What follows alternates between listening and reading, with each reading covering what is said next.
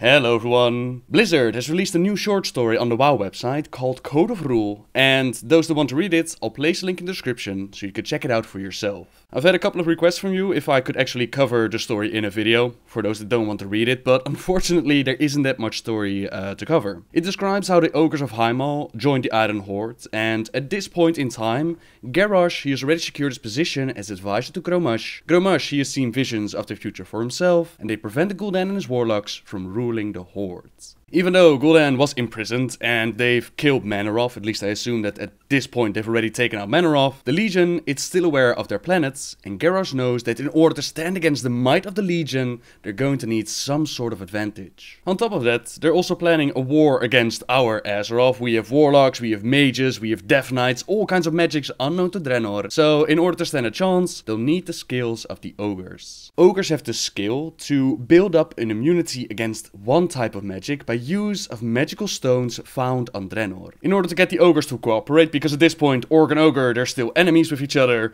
the Iron Horde, they lay siege upon Highmaul, and Imperator Mar'gok, he receives an offer from Grommash Hellscream himself. The Iron Horde is not simply after killing the ogres, they want them to cooperate, they want to work together, and they also want them to prove their worth, so Mar'gok and a few of his ogres, they go out to Grommashar to negotiate. Eventually during the negotiations, Grommash, he wants the ogres to prove themselves, so they're sent down into the fighting pit, and the ogres, they're placed against a group of imprisoned warlocks. You have to understand that the demonic magic at this point in time, it's completely new to Draenor, it's incredibly powerful, and the ogres, they have the ability to wield the stone that they become immune, but these demonic powers, this is completely new to them. Nearly all of the ogres, they're wiped out by the warlocks in the pits, except for one of them, namely Kor'ak. Mar'gok, he uses the stone in an attempt to make Kor'ak immune to the demonic magic. And like I said, normally they can only become immune to one type of magic, which Kor'ak already had inside. Some way, somehow, Kor'ak has the gift, the ability to become immune to another source of magic,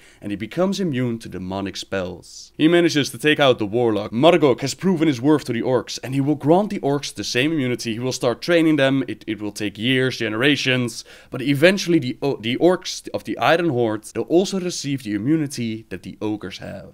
Mar'gok doesn't have much of a choice, considering that the Iron Horde could wipe them out in Highmaul, so for the moment, the king is going to pretend to behave and serve the Iron Horde. Should the moment arrive, should an opportunity or weakness be there, then you can be certain that Mar'gok will turn against Grommash and his orcs, but as we know, that moment never came. We took out the king in Highmaul, we even took out the gifted Kor'ak and his immunity to magic. We dismantled their legions, and that's pretty much the short story done. Like I said, there isn't that much to tell. There were a few bits and pieces that I found interesting. For example, in the story it describes that reinforcements for the ogres, they were trying to come from the sea and they were shot down by cannons of the orcs. This to me is a small hint, a small teaser that there are still reinforcements for the ogres waiting somewhere. And I still have high hopes that we'll see the ogre empire that you can see in the bottom of the map on Draenor. Then there was another line about the ogres. It said the following: his people were born at the beginning, when the great forgers squeezed the light from the enormous ball of fire that would become Draenor.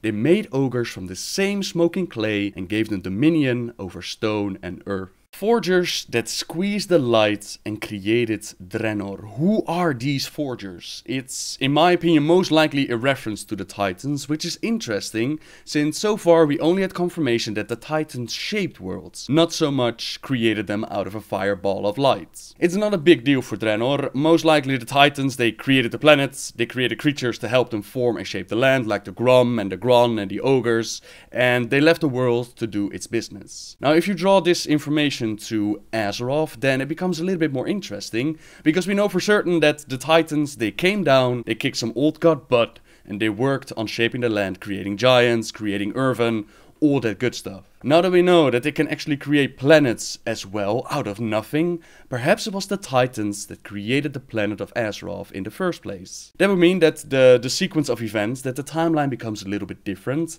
It would mean that Titans showed up, they created the planet of Azeroth, and for some reason, they left again. Old gods, they came down, they infected the planet, to which the Titans returned, kicked old gods' butt, and they shaped the land. That's one way that it could have happened. Of course, you could also say that Azeroth was simply there already, that the Titans or the so-called Forgers never had to create the planet. That's also a possibility. But I thought it was kinda yeah, kind of interested to see more Titan lore come to the surface. We also know that, I believe at the end of the year, we'll also get a comic about the origins of Azeroth, more lore about Titans and Trolls and whatnot. So I'm still very excited to read about that. I can't wait to hear more about the origin story because, you know, it's all kept in shadows. We don't know that much about it. Can't wait to get more information. Like I said, everybody, there wasn't that much information to share about the short story. Now, if you want the details, the whole politics bit behind the ogres, the whole negotiation and whatnot, the link to the short story is in the description, so you can check it out for yourself. That's me done for today. Have a great weekend, everyone. Thank you very much for watching once again. And until next time, guys. See ya! Our bond is iron. Our will unbreakable. Who will stand against us?